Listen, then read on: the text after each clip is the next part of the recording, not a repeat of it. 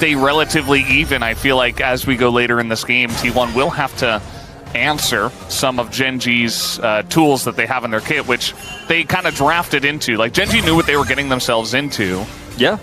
But, you know, how will they actually execute it to make their composition work?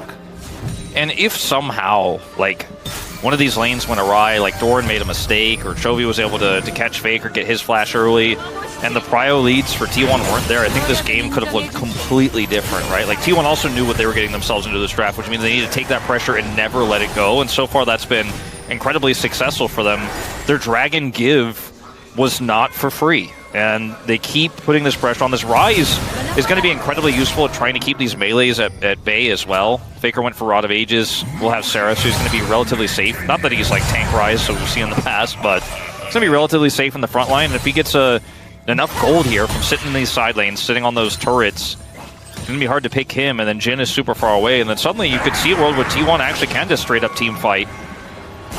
With the lead they have, almost feels advantageous for them if they can get enough money in those wallets. Yeah, absolutely. For now, it's just a lot of playing around vision, trying to set up a bunch of deep wardage here for T1 around the Otacon, it looks like.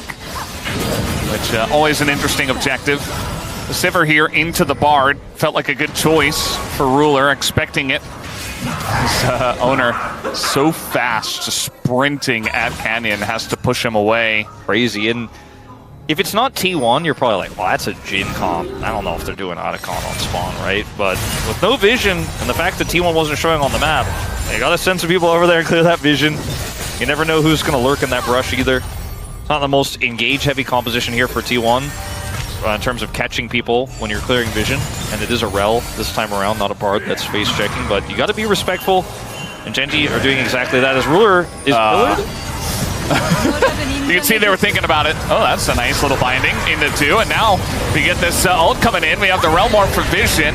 And FAKER, of course, who is going to take it. FAKER no chill in this game. And that Rift Herald just gets dropped down for basically no value. Remember that it was a Rift Herald for FAKER getting the bottom turret.